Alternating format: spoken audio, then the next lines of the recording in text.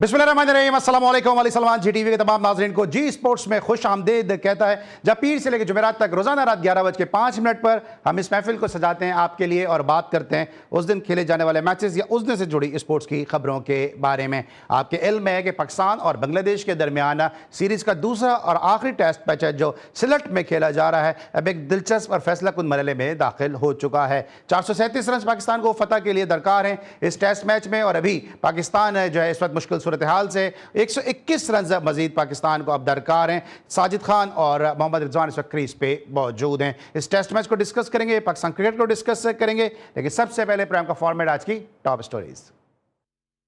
Thank you very much Ali, और जीटीवी का बहुत बहुत शुक्रिया कि उन्होंने एक ऐसे मौके पे जब पाकिस्तान जो है वो सांसें ले रहा है सिलेट के अंदर याद किया। यकीनन पाकिस्तान की क्रिकेट का जो दर्द है वो आपकी आवाज में मुझे मिल चुका है, लेकिन प्रोग्राम का फॉर्मेट आपके पास है। आप ये बताइए कि कहां पर कमी महसूस हो रही है पाकिस्तान को तो उनको सपोर्ट की जाए। बिल्कुल सही है, लेकिन इस टेस्ट मैच को डिस्कस करते हैं कि throughout the test match है, पहले टेस्ट मैच के बाद ऐसा लगता है कि हम इस टेस्ट मैच में पॉजिटिव अप्रोच के साथ उतरे ही नहीं हैं। टॉस जीतने के बाद हम मुसलसल अपने शोज में बात कर रहे हैं कि पहले बांग्लादेश को बैटिंग की दावत देना, पहले दिन का शायद क्या खेल पाकिस्तान के टीम मैनेजमेंट के जहन में था, चौथे दिन बैटिंग करनी होगी, और फिर बांग्लादेश ने 437 रन पाकिस्तान को हदफ दे दिया। मुश्किलात थी, लेकिन पाकिस्तान ने लगता है किसी न किसी तक फाइट बैक की है, क्योंकि आज पाकिस्तान ने जब खेल का आगाज किया चौथे दिन तो 0 के साथ किया था। फिर उसके बाद पाकिस्तान की पहली विकेट गिर गई, जल्दी विकेट गिर गई, अजान ओवैस आउट हो गए, 41 पे दूसरी विकेट गिरी। फिर उसके बाद 133 रन तक पार्टनरशिप गई बाबर की और शान मसूद की। मोमेंटम हमने कहां से खोया? अली, मोमेंटम हमने पाकिस्तान से जब हम चले थे जब ही खो दिया था हमने। हमारे पास मोमेंटम था ही नहीं, हम मोमेंटम को सिर्फ इस्तेमाल करते हैं। शेक्सपियर को ये लफ्ज रखना ही नहीं चाहिए था इनकी डिक्शनरी में। ख्याल में पाकिस्तान की क्रिकेट टीम से मोमेंटम का लफ्ज निकाल दिया जाए तो इनके पास रहेगा क्या? क्या बोलेंगे? मोमेंटम ही होता है इनके पास, मोमेंटम वो भी शिकस्त में आता है इनका। पाकिस्तान के जो कोच है सरफराज, उनको ये देखना पड़ेगा कि लाल बॉल में तो वो वैसे ही फारिग थे, उनकी टेस्ट क्रिकेट में इतनी कोई खास कार्रवाई तो है नहीं, उसके बावजूद उनको रेड बॉल के अंदर कोच बना दिया गया, जबकि अजहर अली इसके सही उम्मीदवार थे। सरफराज अगर होते तो व्हाइट बॉल के अंदर उनकी एक्सपर्टीज है, वो यकीनन व्हाइट बॉल की क्रिकेट को खड़ा कर देते, मगर उस पर धंधा पानी चलता है व्हाइट बॉल क्रिकेट के ऊपर, इसलिए सरफराज को वहां नहीं रखा गया, रेड बॉल में दे दिया गया। अब मुझे एक बात बताइए, हसन अली को किस परफॉर्मेंस में वहां पे लेके गए? शाहीन शाह अफरीदी ठीक है, वो पाकिस्तान में उन्होंने कुछ 10 विकेटें जरूर ले ली थी बांग्लादेश के खिलाफ जब 2024 में बांग्लादेश आया था, या अभी ओडीआई आपने सीरीज खेली थी उसमें ले ली थी। शाहीन की भी कोई कार्रवाई नहीं है आपके पास, टेस्ट के बॉलर ही नहीं है। एक ही आपके पास 36-37 साल का मोहम्मद अब्बास है, उसने भी 100 विकेट जो है वो अभी भी लिए। घर पे आप उसको खिलाते नहीं है। अब मुझे एक बात बताइए, जब आपके पास बॉलर ही नहीं है तो 20 विकेट आप लेंगे कैसे? ये तो मुझे और आपको भी कप्तान बना के भेजेंगे तो हम भी जो है ना चापलूसी वाली बातें करेंगे, जैसे शान कर रहे थे पहले टेस्ट से बैठ के कि हमें 20 विकेटें लेनी होंगी। अबे घंटे की 20 विकेटें लेनी होंगी तुमको, तुम्हारी टीम ही इस काबिल नहीं है कि तुम वहां पर टेस्ट क्रिकेट खेलने के लिए जाओ। बांग्लादेश ने अपनी क्रिकेट को जिस अंदाज से पिछले 3 से 4 सालों में खड़ा किया है वो आपको बिल्कुल ही दिखने का नाच जा रहे हैं। हम तो बचपन में सुनते आए थे कि भाई बंगाल का जादू सर छोड़ के बोलता है, सर चढ़ के नहीं बोलता, अब सर पे चढ़ के सर भी तोड़ता है तुम्हारा। मीरपुर में जो कुछ शिकस्त पाकिस्तान को नजर आई वो आपके सामने है। फिर उसके बाद सिलेट के अंदर आप फिर कह रहे हैं कौन से की दुआएं करो, घंटे की दुआएं करें तुम्हारे लिए यार। खा रहे हो पी रहे हो मस्ता रहे हो, वही 4-5 शक्लें शान को पकड़ा दी जाती है, वही 4-5 शक्लें सरफराज को पकड़ा दी जाती है। भैया इनकी अकाउंटेबिलिटी कौन करेगा? इनके फॉर्मेट कौन सेट करेगा? ये तीनों फॉर्मेट में गिरे हुए होते, किसी फॉर्मेट में खड़े हुए नहीं होते। बड़ी मुश्किल से बाबर को बाहर किया था आपने T20 से, फिर आ गए 4 नंबर पे, वो T20 वर्ल्ड कप में खेल रहे थे। आप मुझे बताइए, गठजोड़ जो है पिंकी नेटवर्क पकड़ा जा रहा है, मगर ये पाकिस्तान क्रिकेट के अंदर जो ये वाला नेटवर्क है ये कोई नहीं पकड़ रहा, इसको कोई नहीं जानने की कोशिश कर रहा कि भैया ये गैरी कस्टन को किसकी वजह से बाहर किया गया, या फिर जेसन गिलिस्पी को किसकी वजह से बाहर किया गया। ऊपर से सरफराज को लाद दिया। फिर सरफराज को अगर टेस्ट क्रिकेट की इतनी समझबूझ होती तो भैया उसको टेस्ट क्रिकेट उससे ली क्यों जाती? टेस्ट क्रिकेट कमाल है यार। मैं ये कह रहा हूं कि सरफराज के पास भी इस बात का कोई जवाब नहीं है सिवाय मसाले की बातें करने के, सिवाय आसिफ शफीक को भी मैंने आज सुना, वो कह रहे हैं बहुत अच्छा खेले। अबे घंटे का अच्छा खेले, तुम सीरीज बराबर भी कर लोगे बांग्लादेश तो शिकस्त है तुम्हारी। तुमने ये सीरीज मारनी थी, तुमने इस 6 महीने के बाद शान मसूद कह रहे थे कि हम लोग सीरीज खेलने के लिए जा रहे हैं। 6 महीने के बाद अगर तुम खेल रहे थे, तुम्हारी तैयारी किधर है? 6 महीने बाद भी हसन अली है तुम्हारे पास ले जाने के लिए, 6 महीने बाद भी शाहीन है तुम्हारे पास, टेस्ट के बॉलर है किधर पाकिस्तान के पास? जो एनसीए जाता है उसको बिल्कुल ही खत्सी कर देते हैं, उसका हाथ या तो सीधा कर देते हैं या हाथ टेढ़ा कर देते हैं, वो बॉलिंग भूल के चले जाता है। आपके पास कई एक मिसालें एनसीए के अंदर जो बॉलर जाता है उसको फारिग कर देते हैं। भैया जब तक ये सीधे और उल्टे हाथ के 2 बॉलर पाकिस्तान की क्रिकेट पे चिपके रहेंगे, पाकिस्तान की कोई फॉर्मेट में बॉलिंग बन ही नहीं सकेगी। ओडीआई में उठा लो, लेकिन अभी आप भाई सरफराज को आप कह रहे हैं सरफराज को धोखा दिया या सरफराज ने धोखा दिया है कि सरफराज को रेड बॉल का कोच बना दिया? सर झुका के चल रहे हैं अली, आप समझे नहीं, वो भी उस मदालेती ग्रुप का हिस्सा बन चुके हैं जो खामोश रहो और काम किए जाओ, बस यही वाला काम है। आप मुझे एक बात बताइए, अजहर अली, मुझे याद है अच्छी तरह जब सरफराज को मेंटोर बनाया गया राइजिंग स्टार एशिया कप में 2 टीम्स का, अंडर 19 का और अंडर 23 का, उसके बाद अजहर अली ने इस्तीफा दे दिया था। याद है आपको? ये वो लड़के हैं जो अजहर अली ने जिनको ट्रेन किया था एनसीए के अंदर, याद होगा आपको भी यार। मतलब अजहर अली को रेड बॉल में अगर आप नहीं रख रहे, यूनुस खान आपके पास आना नहीं चाह रहे, अब मुझे एक बात बताइए, उसके बाद तो अजहर अली है आपके पास, या फिर मोहम्मद यूसुफ है, उनको समझाना नहीं आता, उनको सिर्फ क्रिटिसिज्म करना आता है। तो अजहर अली को छोड़ के सरफराज को लेने का फैसला ये बता रहा है कि यार कहीं झोल जरूर है, कोई चीज है जो छुपाई जा रही है। अब सरफराज के पास अगर टेस्ट में इतनी कोई कार्रवाई होती तो भैया 2021 में जो पहला साइकिल खत्म हुआ 5 नंबर पे पाकिस्तान, 2023 में जो दूसरा साइकिल खत्म हुआ 7वें नंबर पे पाकिस्तान, 2025 में जो साइकिल खत्म हुआ फिर 5वें नंबर पे, आप कभी टॉप 3 में आए नहीं टेस्ट क्रिकेट में। तो आप कौन से जहान की बातें कर रहे हैं? 3 साइकिलें खा गए, लड़के वही है, लड़के आप देख ले वही है, 5-6 लड़के वही है, वही खेलते हैं। लेकिन टीम सिलेक्शन किस तरह, टीम सिलेक्शन किस तरह देखते हैं? क्योंकि इमाम ने पिछले टेस्ट मैच में रन्स किए थे, बाबर को खिलाने के लिए इमाम को सैक्रिफाइस करना पड़ा, जबकि सऊद शकील पिछले टेस्ट मैच में भी कुछ नहीं कर सके और इस टेस्ट मैच में भी उनकी वो परफॉर्मेंस सामने नहीं आई और आज भी सिर्फ 6 रन बना के बाहर जाते हुए गेंद को खेलने की कोशिश में आउट हो गए। अली, एक तो इमाम को आपको ड्रॉप करना ही नहीं था, 48 रन उसने किए थे, दूसरी इनिंग में उसके रन नहीं आए। सऊद शकील अपनी फॉर्म ढूंढ रहे हैं, या शफीक ने कहा वो कहां मिलती है फॉर्म, ये नहीं पता, युगांडा जाना पड़ेगा या चीचापत्नी जाना पड़ेगा उनको अपनी फॉर्म ढूंढने के लिए। भैया मसला अली सिर्फ यही है कि जो नुमाइशी क्रिकेट ने इनको बर्बाद कर दिया, और फिर ये फेसबुक की और इंस्टाग्राम की रीलें जो है ना, सोशल मीडिया एप्स की, इनसे बर्बाद हो चुकी है। ये क्रेजी हो चुके हैं इन एप्स के, ये अपने ऊपर जो चीज बोली जाती है उसको सुनते हैं और फिर ग्राउंड में वो करते नजर आते हैं। खेल आपके पास ऐसा अगर है तो कहीं तो नजर आए ना यार अली, समझे नहीं आप? कहीं तो आपको खेल नजर आए यार, T20 में नजर आ जाए, चलो भाई पाकिस्तान में क्रिकेट सिसक रही है, दम तोड़ रही है या खत्म हो गई है? अली गला दबाया जा रहा है, ना सिसक रही है ना तड़प रही है, गला दबाया जा रहा है। जब तक मसला ये है कि आप मीरपुर में अगर जाते हैं अली, तो मीरपुर में 2 लड़के नए हैं, मगर 2 लड़के अगर वो नए हैं तो फिर हुरैरा का क्या करेंगे आप? उसको 2 टेस्ट के बाद फारिग कर दिया। कामरान गुलाम का क्या करेंगे? उसको 2 आपने 2 इनिंग के बाद उसको फारिग कर दिया। फिर आप वैस लेकर आ गए, अब्दुल्ला फजल लेकर आए, बोल रहे इनके लिए शादी हो जाओ। अबे इन्होंने तो रन मार दिए, इनके लिए तो दुआ करो कि इनको कहीं बात ना कर दे, क्योंकि इन्होंने रन मारे। पाकिस्तान का मैं आपको बता दूं, मिसबाह उल जो पाकिस्तान के कप्तान बने थे 2011 में, आपको भी याद होगा, आप भी शूज करते थे उस वक्त। जब से आपके टॉप ऑर्डर का मसला चल रहा है, ऊपर के 2 नंबर हमेशा उन लोगों के होते हैं जिनके आज तक उन लोगों का पता नहीं चला वो नंबरों का करते क्या है। जब से इमरान फरहद और तौफीक उमर के साथ ज्यादती की गई, उसके बाद से पाकिस्तान का टॉप ऑर्डर खड़ा नहीं हुआ। आज भी आप टॉप ऑर्डर का ही रोना है, आज भी आपके पास टॉप ऑर्डर का ही रोना है यार। हर दफा आप कहीं ना कहीं जो है वो दोनों लड़के डाल देते हैं, बोल रहे हैं अब्दुल्ला फजल और हमें फाइन मिल गया था, घंटे की फाइन मिल गई है। इनका क्या पता कि अगली सीरीज में ये हो ना हो। बात सीधी सी ये है कि यार तू चल में आया वाला का सीन है, सरफराज को टेस्ट टीम पे ला दिया यार। सरफराज व्हाइट बॉल में होना चाहिए था, अच्छा शफीक क्या होता इसके साथ, अजहर अली को। ठीक है, अजहर अली को होना चाहिए। फिर भाई इस वक्त मुझे ब्रेक लेना होगा और सिलहट में ऐसा लग रहा है कि बांग्लादेश अगर दूसरा टेस्ट मैच में जीत जाता है, वाज़ेह तौर पे पैगाम देने में कामयाब हो जाएगा कि सिलहट में चल हट पाकिस्तान 2 टेस्ट मैच हार सकता है और व्हाइट वॉश हो जाएगा पाकिस्तान को इस टेस्ट सीरीज में। ब्रेक लेके वापस आएंगे, मजीद बात करेंगे, मिलते हैं छोटे से ब्रेक के बाद।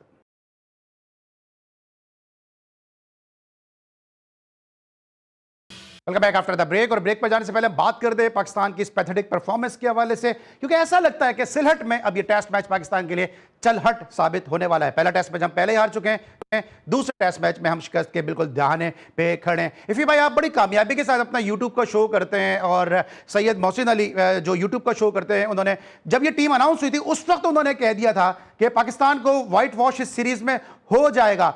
जब मोहसिन अली जैसे लोग ये बात कर रहे हैं, दूसरे लोग ये बात कर रहे हैं कि पाकिस्तान की टीम अच्छी नहीं है, तो क्या क्रिकेट के जो अरबाब इख्तियार हैं, जो सिलेक्टर हैं, क्योंकि इस वक्त अगर असद शफीक की बात कर लें टीम के साथ हैं, सरफराज की बात कर लें टीम के साथ हैं, सिलेक्टर भी हैं, ये इनको इस बात का इदराक नहीं है कि पाकिस्तान की टीम स्टैंड नहीं करती है टेस्ट मैच में, बांग्लादेश के खिलाफ एक बैलेंस और मुतवाजन स्क्वाड तरतीब दिया जाए? अली देखिए, उमर गुल भी आपके साथ हैं। उमर गुल को अफगानिस्तान ने वर्ल्ड कप पे लिया था, वो भी 50 ओवर के वर्ल्ड कप पे लिया था उन्होंने, या T20 वर्ल्ड कप पे लिया था, व्हाइट बॉल में लिया था। हमने उमर गुल को जनाब रेड बॉल में लिया हुआ है। उमर गुल अपने शायद फॉर्म की वजह से जो उनको नी का मसला था, शायद उस वजह से वो अपना करियर बढ़ा नहीं सके टेस्ट क्रिकेट, वैसे ही वो बहुत कम खेलते थे। असद शफी वाहिद एक ऐसा नाम था आपके पास जिसको आप ये कह सकते हैं कि नहीं यार, आपकी मैनेजमेंट में कुछ लोग ऐसे थे जो रेड बॉल क्रिकेट को जानते हैं, जिनके पास 5 दिन की टांगे हैं, जो 5 दिन मजबूत होके खेलते हैं। सरफराज का आपको भी पता है क्या, सरफराज व्हाइट बॉल के अंदर तो अपनी चालाकी, अपनी फुर्तियां दिखा सकता है, कोई अच्छी टिप दे सकता है या फिर टीम को मोटिवेट कर सकता है। बाकी रेड बॉल के अंदर शायद उसका भी इतना कुछ है नहीं। बहरहाल पाकिस्तान की जो स्क्वाड अनाउंस हुआ था समझौता था, वो एक समझौता था जिसके ऊपर सरफराज भी खामोश थे। अब मुझे एक समझ में ये नहीं आता कि 2024 में सरफराज नहीं था तो वो जिम्मेदारी सरफराज अपने ऊपर क्यों लेगा, 2025 में सरफराज नहीं था तो वो जिम्मेदारी क्यों लेगा अपने ऊपर। अब लेकिन ये आपको लगता है कि मुश्किल that was the ideal time के सरफराज ने कोचिंग की ऑफर कबूल की है? क्योंकि आपको याद होगा ये वही सरफराज है जो बाबर आजम जब कप्तान थे तो बड़ा एक वावेला मचा था कि बाबर की कप्तानी में जो शख्स जूते उठा के ग्राउंड में दाखिल हो रहा था वो हेड कोच बन गया है। तो आपको लगता है कि ये एक्सेप्ट करेंगे सरफराज को, जिस तरह पाकिस्तान की टीम में इंटरनल पॉलिटिक्स के मामला सामने आते रहते हैं? मुझे नहीं लगता अली। देखिए यार, सिर्फ एक बात नजर आती है और जो बताई जाती है कि रिस्पेक्ट करते हैं। अबे घंटे की रिस्पेक्ट, क्रिकेट में किस बात की रिस्पेक्ट भैया? खेल पूरा होगा तो खेल की रिस्पेक्ट करेगा आदमी। आदमी की रिस्पेक्ट करके क्या करनी है? अब माइक हेसन की कोई इज्जत करने के लिए बुलाया, उसको सलाम दुआ करने के लिए बुलाया है क्या? साथ खाना खिलाने के लिए बुलाया है? उसको एक्सपर्टीज के लिए बुलाया? तू एक्सपर्ट है, तू ये काम कर, बाकी वो जो धंधा पानी करता है उसको करने दो। बात सीधी सी है अली, यहाँ पर आपको झांसा दिया जाता है 25 करोड़ झांसे में। मसला ये है कि ये वो लड़के है ही नहीं जो आपके पास टेस्ट क्रिकेट के अंदर होने चाहिए। मुझे याद है, मैं आपको बता दूं, चले पाकिस्तान सुपर लीग के जो फाइनल से पहले तो बाबर आजम ने बैठ के प्रेस कॉन्फ्रेंस में बात की थी ना, वो क्या बात की थी? उन्होंने बोला यार हमें ये देखना होगा हमने किस फॉर्मेट में किस लड़के को खिलाना है। अबे तुम हो कौन जो तुम ये बात कर रहे हो कि हमने किस फॉर्मेट में किस लड़के को खिलाना है? तुम क्या जावेद मियादाद बन गए? तुम क्या माजिद खान बन गए? तुम क्या मोहसिन हसन खान बन गए कि तुम इतनी बड़ी बातें करो? वो भी पीएसएल की 120 बॉलों के ऊपर। कमाल है। रिजवान ने ये कहा था कि आप किसी फॉर्मेट का खिलाड़ी किसी फॉर्मेट में ले आते हैं किसी, यानी कि वो सलमान अली आगा पे हिट कर रहे थे क्योंकि वो T20 से ड्रॉप है। मसला सारा ये अली, जब ये नैरेटिव बनता है तो उसको किल कर देना चाहिए जब तक मैनेजमेंट में वो लोग नहीं होंगे जो अकाउंटेबल करें। देखिए यार, यूनुस खान, वो आपके पास एक आदमी आया था, वो रिजाइन करके, वजह ये थी, ये बदतमीजी करते हैं लोग, और कोई वजह नहीं। अली देख ले, आज जो लिटन दास ने किया विकेटों के पीछे से, दुनिया को पता है एक्टिंग करता है यार, दुनिया को पता है, ओवर एक्टिंग करता है यार। मैं लिटन दास वाले इशू पे आता हूं, लेकिन अभी आपने चूंकि बाबर का जिक्र छेड़ा है, ये बाबर की इंजरी पे बताएं, क्योंकि पहले टेस्ट मैच को बाबर ने मिस किया। आपको याद होगा कि जब डोमेस्टिक T20 चल रहा था तो उस वक्त आकिब जावेद ने फखर जमान के लिए और बाबर आजम के लिए कहा था ये इंजर्ड है। फिर बाबर की तस्वीरें आना शुरू हो गई कि बाबर गोल्फ खेल रहे हैं। फिर 2 दिन के बाद PSL होता है, बाबर सुपर फिट होकर best batsman of the tournament होते हैं। फिर बांग्लादेश पहुंचते हैं, बाबर नेट करते हैं, फिर अनफिट हो जाते हैं। लेकिन फिर उसी अनफिट होने के दौरान वो हमें सैंडो पहन के जो है वो रनिंग करते हुए नजर आ रहे होते हैं। अभी इस टेस्ट मैच में वो फिट हो गए। ये खिचड़ी क्या पक रही है? अली, मैंने आपको इससे पहले ये कह के गया हूं कि ये सोशल मीडिया के रील्स पे चलते हैं। जैसे आपको याद होगा कि ये ड्रामा और फिल्म आर्टिस्ट अपने साथ एक मेकअप आर्टिस्ट रखते हैं ना, बाल सेट कर दो, पाउडर लगा दो, ये कर दो, इसी तरह ये फोटोग्राफर रखते हैं अपने साथ। सबके रीलें छाप रहे हैं, ये रीलें बन रही हैं। वहां पे शॉपिंग पे जा रहे हैं, वहां पे खाने पे जा रहे हैं, वहां पे बच्चे आवाजें लगा रहे हैं, वो देखो इनको किस तरह से याद, घंटा है, इनको कोई याद नहीं कर रहा। आप स्टेडियम में इनको आवाज सुनी आपने? आज पूरे बच्चे बैठे हुए थे, पूरा स्टेडियम ऐसा लग रहा था सेनेट के सारे स्कूल आज स्टेडियम के अंदर आ गए। सुना आपने किसी की आवाज वहां पे? किसी की आवाज नहीं। झूठ है, भरे में मकरूबन है यार। ये झूठ की खा रहे, कमा रहे और कुछ नहीं कर रहे। ये तो बच्चे आपने डाल दिए ना टीम के अंदर, इनका भी गला दबा दिया जाएगा किसी वक्त भी, जिस तरह से इससे पहले वालों का दबाया गया। और बताया कुछ नहीं इन्होंने कि बता दें यार ये मसला हो गया था। लेकिन आप सोशल मीडिया को कह रहे हैं, इफ़ी भाई, आप सोशल मीडिया को कह रहे हैं। इसी PSL में आपने खुद देखा होगा कि जो PSL के CEO हैं वो सदका उतार रहे हैं बाबर आजम का। तनवीर अहमद नेशनल टीवी पे बैठ के कह रहे हैं कि बाबर आजम को जो है वो तीनों फॉर्मेट का कप्तान बना दें। तो सर ये सोशल मीडिया पे तो नहीं हो रहा ना? ये तो टेस्ट क्रिकेटर और ये CEO, आपने दुनिया में किसी लीग के CEO को देखा है कि किसी प्लेयर का सदका उतार रहा हो? अली, पूरे पाकिस्तान का सदका उतारते ना वो, कि यार मैं सदका उतारता हूं पूरे पाकिस्तान के क्रिकेट फैंस का, जिनकी इतनी बर्दाश्त है कि इन लोगों को बर्दाश्त कर किया जा रहा है, तो वो अच्छा होता। वो PSL का ही सदका था। अब वो भी तो TRP लेना चाह रहे हैं, वो भी तो अपनी रीले बनवाना चाह रहे थे। सलमान नजीर और है क्या? अबे यार, खुला ड्रामेबाजी चलती है अली, यहाँ पे कुछ नहीं है। ये PSL यानी कमर्शियल लीग है, एंटरटेनमेंट है, इसकी कोई फॉर्म होती है? सरफराज कह रहे हैं कि बाबर आजम फॉर्म में क्योंकि वो PSL में मार कर आए। अबे तो उस्मान खान को भी ले आते, 200 तो उससे भी मारे थे। कमाल नहीं है? मैं ये कह रहा हूँ धोखा देने में तो सब सब शामिल है इसके अंदर। आपको लगता है ये सब पाकिस्तान के आगे हमने कोई ऐसी बात नहीं करनी है जिससे हमारे लड़के हसन अली क्या कर रहे हैं, क्या अब किस परफॉर्मेंस, मुझे एक बात बताएं, यहाँ पर बाबर आजम यहाँ पर गए तो अब कम से कम 32 इनिंग हो गई उनकी, 100 नहीं है। क्या नाम है, मुशफिक, अबे 2022 से मारे जा रहा है, 8 सेंचुरियां मार चुका है, लानत नहीं है उसको, कोई ना किंग बोल रहा है ना उसको कोई कप्तान बनाने की बात कर रहा है, कुछ भी नहीं। अबे तुम दुनिया की एसोसिएट टीम से तुम हार के आ जाते हो, तुम्हें अब जो है आने वाले वर्ल्ड कप का कप्तान बना दिया जाए ओडीआई का, यानी कि शाहीन के साथ एक दफा फिर जो है वो ज्यादती की जाए, ये कौन से तमाशे लेकिन चल रहे आपको हैं लगता है यहाँ इफी भाई वक्त कब है, आपको लगता है कि पाकिस्तान की जो परफॉर्मेंस है कि अब हमारा परफॉर्मेंस में नाम दूर दूर तक कहीं भी नहीं है, अब ये पाकिस्तान की बेइज्जती ऑन द फील्ड होने लगी है? लिटन दास जो बिंदास बने हुए पाकिस्तान के खिलाफ, हमेशा पाकिस्तान के खिलाफ परफॉर्म करते हैं, 26 पे 6 थे पिंडी में, उसके बाद वो 100 कर गए, बांग्लादेश टेस्ट मैच जीत गया, गुज़िश्ता टेस्ट मैच में उन्होंने, बल्कि इसी टेस्ट मैच में भी उन्होंने सेंचुरी स्कोर की और एक 50 भी किया। तो अब वो इतना मतलब मुंह को आने लगे कि रिजवान के साथ जो आज उन्होंने किया वो तो सबने देखा कि खुल्लम खुल्ला रिजवान के साथ उन्होंने बदतमीजी की है। अली पहले टेस्ट में भी उसने किया था, इतना नजर नहीं आया, दूसरे टेस्ट की पहली इनिंग में भी उसने किया था, हाँ किया था, मगर अब उसने जरा खुला था। उसकी वजह ये देखिए यार, 196 और 116 पे 6, और उसके बाद लिटन दास खड़ा हो गया नीचे, तैजुल के साथ, शरीफुल के साथ, तंजीद के साथ उसने पार्टनरशिप लगाई।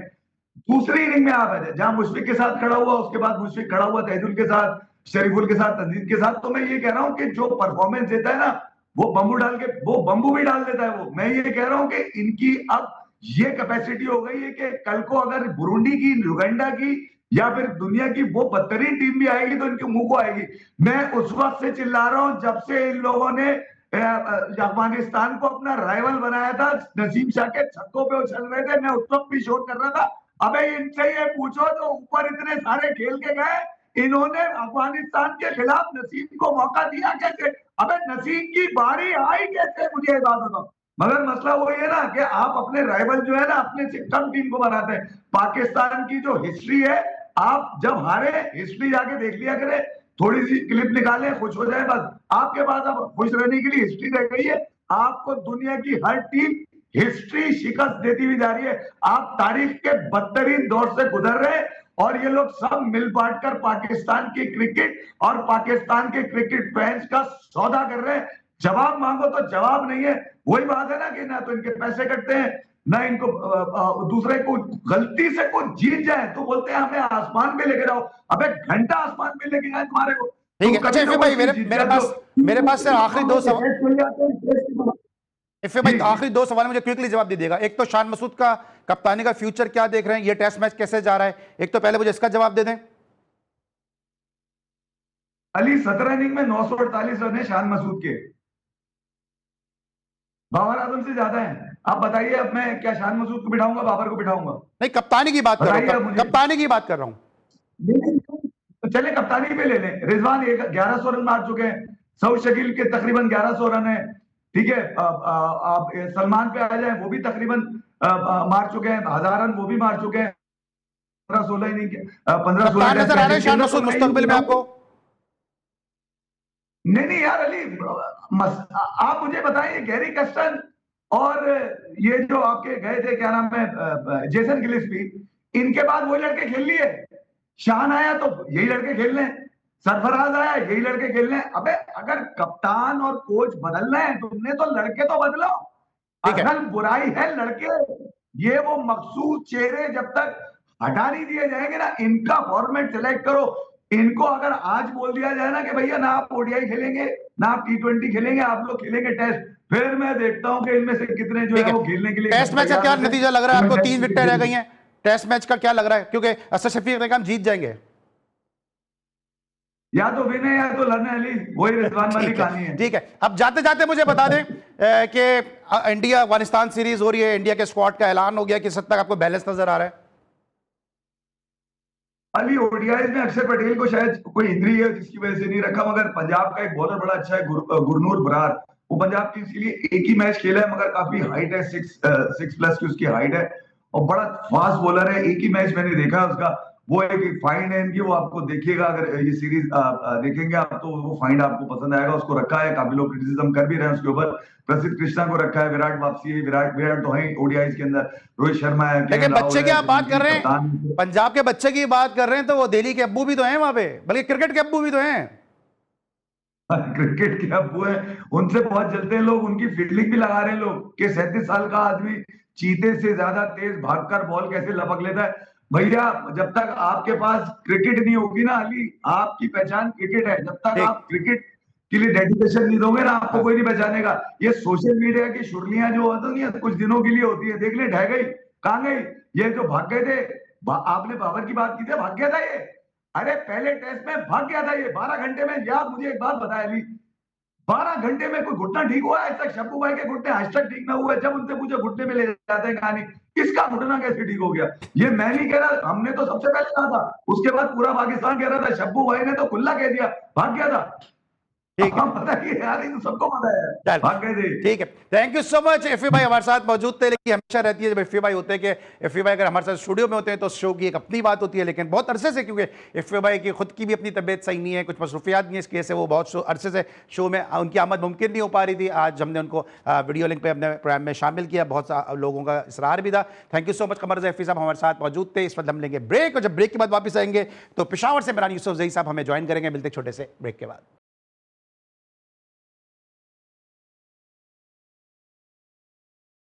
Welcome back after the break. और ब्रेक पर जाने से पहले हमारे साथ मौजूद थे कमर ज़ैफ़ी साहब, और हमें ज्वाइन किया हमारे स्पेशल करस्पॉन्डेंट पेशावर से इमरान यूसुफजई साहब ने। शो में खुशामदेद कहते हैं।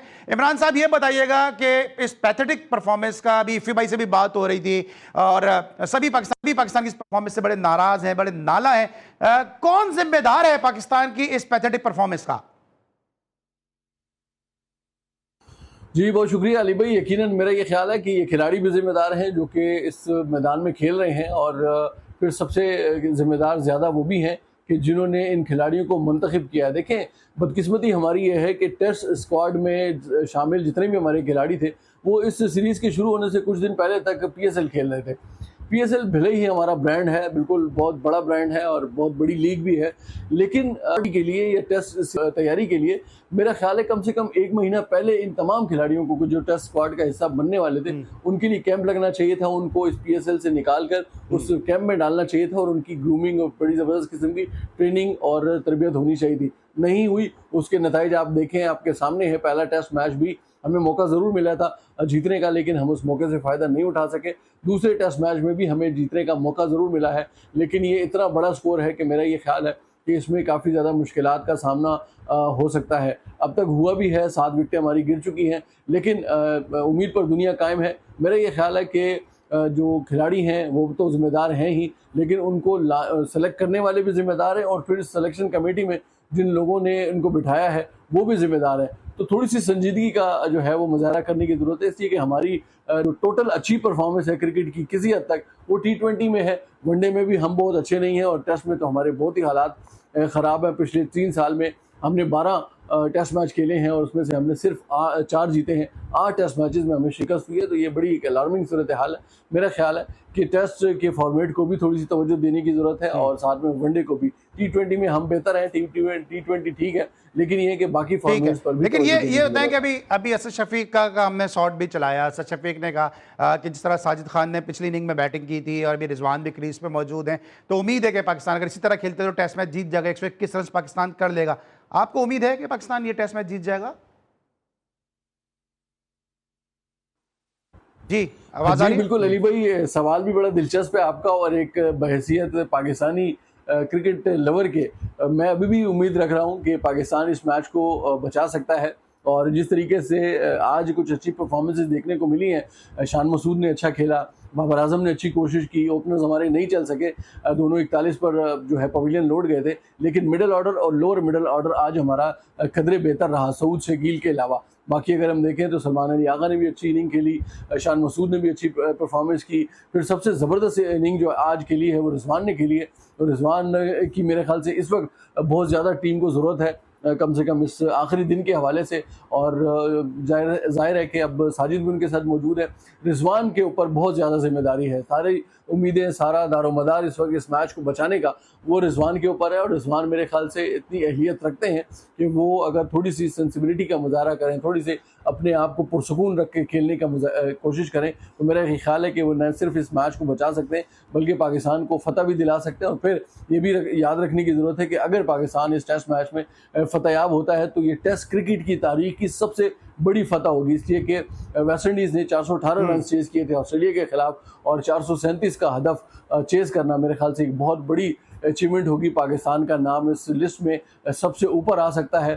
थोड़ी सी जो है वो कोशिश करने की ज़रूरत है। सिर्फ 121 रन बाकी हैं, पूरा दिन बाकी है और 3 विकेटें हैं। तो अगर हम कोशिश करें, साजिद खान भी थोड़ी सी अच्छी क्रिकेट खेलने का मुजाहरा करें, थोड़ी सी इनके दरमियान एक अच्छी पार्टनरशिप चाहिए हमें, बहुत लंबी चौड़ी नहीं, 40-50 रन की पार्टनरशिप हो, लेकिन तगड़ी पार्टनरशिप हो ताकि प्रेशर इनके ऊपर से रिलीज़ हो और फिर बाकी जो 2 खिलाड़ी हैं उनकी भी मौजूदगी हमें सहारा दे सकती है। मेरा ये ख्याल है कि अभी भी मैं पुरुमीद हूँ कि पाकिस्तान इस मैच में कामयाबी हासिल कर सकता है। गो के बांग्लादेश के चांसेस ज़्यादा ऐसे कि उनको सिर्फ 3 विकेटें चाहिए, हमें 121 रन दरकार है, लेकिन फिर भी मुझे उम्मीद है कि पाकिस्तान जो है इस मैच में कमबैक कर चुका है और पहले जी जीत भी सकता है। उम्मीद पे दुनिया कायम है, और यही पाकिस्तान क्रिकेट है कि जब पाकिस्तान की क्रिकेट से बहुत नीचे चली जाती है तो कोई ना कोई ऐसा मौजज़ा हो जाता है कि लोग फिर क्रिकेट देखना शुरू कर देते हैं, और इन्हीं मौजज़ात पे पाकिस्तान की क्रिकेट चल भी रही है। लेकिन ये लिटन दास को क्या हुआ भाई? ये लिटन दास क्यों बिग बॉस बन के बिहेव कर रहे हैं? मेरा ये ख्याल है कि रिजवान बड़ी जेन्युइन बात कर रहा था। साइड स्क्रीन के आसपास अगर कोई सरगर्मी हो तो जाहिर सी बात है कि बैट्समैन का हक है कि वो बॉल को छोड़ के साइड पे हो सकता है और इशारा करके उन सारी चीज़ों को वहाँ से हटवा सकता है। इसके ऊपर मेरे ख्याल से लिटन दास को इतना ओवर रिएक्ट नहीं करना चाहिए था। इंपॉर्टेंट चीज़ ये भी है, दिलचस्प बात ये भी है कि दोनों ही विकेट कीपर हैं, और फिर उससे भी ज़्यादा दिलचस्प चीज़ ये है कि दोनों की जर्सी का नंबर भी एक है। लिटन दास का भी 16 नंबर है, मोहम्मद रिजवान का भी 16 नंबर है। तो मेरे ख्याल से दोनों को तो बड़े अच्छे तरीके से जो है वो बातचीत करनी चाहिए थी। बहरहाल हो जाता है इस तरह का मामला, लेकिन मेरा ख्याल है कि बांग्लादेश ये जो सूरत हाल बनी है लिटन दास की इस तलकलामी के बाद, मुझे ये लग रहा है कि बांग्लादेश अब थोड़ा सा उस प्रेशर को फील कर रहा है कि जो प्रेशर उनके ऊपर जो एकदम से जो है पाकिस्तान के कमबैक करने के बाद आया है, और उनको अब ये लग रहा है। मेरा ये ख्याल था कि शुरू में जो बांग्लादेश के बॉलर्स, फील्डर्स और जो इवन ये विकेट कीपर जो हैं ये बड़े रिलैक्स थे कि शायद 437 का बड़ा टारगेट पाकिस्तान के लिए मुश्किल होगा चेज़ करना, और शायद वो चौथे दिन पर ही इस मैच को इख्तिताम पजीर कर दें सारी विकेटें उड़ाकर, लेकिन ऐसा नहीं हो सका। और अब वो प्रेशर में ज़ाहिर सी बात है जब वो आए हैं तो थोड़ी सी उनके लहजे भी सख्त हो गए, थोड़े से उनके अंदाज भी सख्त हो गए, लेकिन बहरहाल इट्स पार्ट ऑफ गेम, चीज़ें चलती रहती हैं। लेकिन मेरा ये ख्याल है कि पाकिस्तान के पास मौका ज़रूर है कि वो इस मैच में कमबैक तो कर ही चुका है। लेकिन ये मुझे याद है इमरान यूसुफजई साहब, ये बांग्लादेशी विकेट कीपर की खासियत रही है। मुल्तान टेस्ट मैच में जहां राशिद लतीफ़ का मशहूर ज़माना वाक़ हुआ, वहां पे हमने देखा इनके जो विकेट कीपर थे खालिद मशहूद पायलट, वो इसी तरह पाकिस्तानी बैट्समैनों को तंग कर रहे थे। और अभी आपने बात की कि दोनों का 16-16 नंबर है, तो मुझे वो याद आ गया कि 16 बरस की बाली उम्र को सलाम, कि जब इतने एक मैच्योर उम्र में आ गए, एक मैच्योर नंबर रखे हुए हैं, तो मैच्योरिटी का मुजाहरा भी करना चाहिए। लेकिन साथ साथ बताइएगा कि जिस तरह बांग्लादेश ने पाकिस्तान को टफ टाइम दिया है, क्या अफगानिस्तान भी टफ टाइम दे सकता है इंडिया को? मेरा नहीं ख्याल अली भाई कि जिस तरीके से बांग्लादेश के खिलाफ पाकिस्तान के खिलाफ जिस तरह बांग्लादेश ने परफॉर्मेंस दी है, तो अफगानिस्तान नहीं कर सकेगा भारत के खिलाफ। उसकी वजह बहुत सारी वजूहात हैं, और फिर मेरा तो ये ख्याल है कि मैं जब भी इनके मैच देखता हूँ, एक तो सबसे पहले अगर वनडे मैच हो या T20 मैच हो, तो ये जज करना ही बड़ा मुश्किल हो जाता है कि कौन सी किट में कौन सा खिलाड़ी है, इसलिए कि दोनों की किट भी बिल्कुल सेम है, कलर भी सेम है, कैप का कलर भी उनका एक ही जैसा है। और फिर उससे भी दिलचस्प चीज़ ये है कि अफगानिस्तान के पूरे झंडे में कहीं पर भी ब्लू कलर नहीं है, लेकिन उसके बावजूद उनकी किट जो है वो ब्लू कलर की है, तो वो इतना ज़्यादा कॉपी करते हैं भारत को। और मेरा ये ख्याल है कि इनका मैच तो मैं जब भी देखता हूँ मुझे ऐसा लगता है कि नूरा कुश्ती चल रही है। हमसे आउट होने के बाद या हमारे बैटर्स को आउट करने के बाद इनका एग्रेशन ही जो है ना वो ज़मीन से आसमान पर पहुंचा होता है, लेकिन भारत के खिलाफ जब ये इनकी विकेट गिरती है तो बड़े स्माइल करते हुए पवेलियन की तरफ लौटते हैं, तो वो बड़ी नूरा कुश्ती टाइप की चीज़ मुझे लगती है अफगानिस्तान और भारत के दरमियान। तो मेरा नहीं ख्याल कि अफगानिस्तान कभी भी किसी भी सतह पर टेस्ट हो, वनडे हो या T20 हो, कभी भी इंडिया को कोई ऐसा टफ टाइम दे सकेगा कि लोगों को ये फील होगा कि शायद इंडिया के खिलाफ अफगानिस्तान जीत सकता है। मेरा नहीं ख्याल कि उनके हालात अभी इतने बेहतर हुए हैं कि वो भारत को आंखें दिखा और आप सकें। दोनों की सेम सेम की बात कर रहे थे तो मुझे याद आया कि पाकिस्तान के खिलाफ दोनों टीमों का रवैया भी सेम ही है, एक ही जैसे रवैये के साथ पाकिस्तान के खिलाफ ग्राउंड में उतरते हैं। मोहसिन नकवी साहब की क्या अपडेट है? और आईपीएल का फाइनल देखने जा रहे हैं, आईसीसी का इजलास भी है। हाँ जी, बिल्कुल अली भाई देखें, मेरा ये ख्याल है कि बड़ी अच्छी पेशरफ्त है और कम से कम इस हवाले से पेशरफ्त को तो मैं बहुत ज़्यादा मुस्बत देख रहा हूँ कि इंडिया और पाकिस्तान के दरमियान थोड़ी सी बायलैटरल सीरीज़ की कोई राह निकले, कहीं और हो, वो भले कोई न्यूट्रल वेन्यू हो, पाकिस्तान इंडिया ना जाए, इंडिया की टीम यहाँ ना आए, लेकिन किसी और वेन्यू पर खेलें, कोई T20 की सीरीज़ हो, कोई वनडे की सीरीज़ हो, कोई टेस्ट मैचेस की सीरीज़ हो। तो मेरा ये ख्याल है कि अगर ये वैसे तो ये फैसला वज़ीर-ए-आज़म पाकिस्तान में शहबाज शरीफ करेंगे कि मोहसिन नकवी साहब को वहाँ जाना है या नहीं जाना, लेकिन मेरा ये ख्याल है कि अगर वो जाते हैं तो इन चीज़ों के ऊपर भी गौर हो सकता है। फिर सबसे इम्पोर्टेंट चीज़ ये है कि इस आईसीसी के इजलास में ज़िम्बाब्वे, आयरलैंड और अफगानिस्तान को भी WTC में शामिल करने की जो तजवीज़ है उस पर भी गौर किया जाएगा। टेस्ट के फॉर्मेट के हवाले से भी कुछ बातचीत की जाएगी। लेकिन सबसे इम्पोर्टेंट चीज़ मैं अभी भी ये समझता हूँ कि अगर ये मुलाकात होती है, मोहसिन नकवी साहब जाते हैं, तो मेरा ये ख्याल है कि उनको जो फोकस इस चीज़ के ऊपर ज़रूर रखने की ज़रूरत है कि पाकिस्तान और इंडिया के दरमियान कोई बायलैटरल सीरीज़ होनी चाहिए। 2012-13 में पाकिस्तान ने आखिरी मरतबा बायलैटरल सीरीज़ के लिए इंडिया का दौरा किया था और 2006 में इंडिया की टीम आखिरी मरतबा पाकिस्तान आई थी, जिसमें एक मैच जो है वो 6 फरवरी 2006 को पेशावर में भी हुआ था। तो तकरीबन 20 साल हो गए हैं इंडिया की टीम को पाकिस्तान आए हुए, तकरीबन 13-14 साल हो गए हैं पाकिस्तान की टीम को इंडिया किसी बायलैटरल सीरीज़ के लिए गए हुए। हालांकि हमने एक अच्छे जस्टिस का मुजाहरा भी किया। 2023 में हमने जो ODI वर्ल्ड कप था इंडिया का में उसकी मेज़बानी हो रही थी, हमने वहाँ जाकर खेला, लेकिन 2025 में इंडिया ने उसका जवाब को अच्छे तरीके से हमें नहीं दिया और यहाँ आकर खेलने से ICC चैम्पियंस ट्रॉफी में इनकार किया। फिर उसके मैचेस जो न्यूट्रल वेन्यू पर हुए उसका रिजल्ट ये निकला कि 2026 के T20 वर्ल्ड कप में हमने भी वहाँ जाकर खेलने से गुरेज किया और हमारे मैचेस जो है वो न्यूट्रल वेन्यू पर हुए। तो ये न्यूट्रल वेन्यू भी चलता रहना चाहिए, लेकिन मेरा ये ख्याल है कि दोनों के दरमियान कोई बाहमी सीरीज़ ज़रूर होनी चाहिए, इसलिए कि बॉर्डर के इस तरफ हों या उस तरफ हों, या आम शायकीन क्रिकेट जो सिर्फ क्रिकेट देखते हैं वो ज़रूर पाकिस्तान और इंडिया के दरमियान मैचेस देखना चाहते हैं। बिल्कुल चाहते हैं पाकिस्तान इंडिया के दरमियान cricket. Thank you so much. Imran Yousafzai साहब हमारे साथ आप मौजूद थे, हमारे साथ आज के शो में कमर ज़ैफ़ी साहब भी मौजूद थे, उनका भी शुक्रिया। यूसुफजई साहब आपका भी बहुत बहुत शुक्रिया। और जिस तरह बात करते हैं कि नकवी साहब को अगर प्राइम मिनिस्टर साहब परमिशन दे देते हैं तो जाना चाहिए, और साथ साथ मैं इस बात को मजीद आगे बढ़ाते हुए कहूँ कि जहाँ वो अपने साथ इतने सारे अननोन फेसेस लेके जाते हैं, अगर वो अपने साथ जावेद आज़ाद, ज़हीर अब्बास, वसीम अकरम जैसे लोगों को लेके जाएँ तो शायद पाकिस्तान का इम्पैक्ट ज़्यादा बेहतर होगा, क्योंकि इन लोगों की वहाँ पे बहुत ज़्यादा रिस्पेक्ट भी है और फिर जो है मामलात सही होने की उम्मीद भी की जा सकती है। आज के लिए बस इतना ही। अली सलमान को, इमरान यूसुफजई साहब, कमर ज़ैफ़ी साहब और प्रोडक्शन टीम के साथ इजाज़त दीजिए। इंशाल्लाह कल एक दफ़ा फिर मुलाकात होगी। कल तक के लिए अल्लाह हाफ़िज़।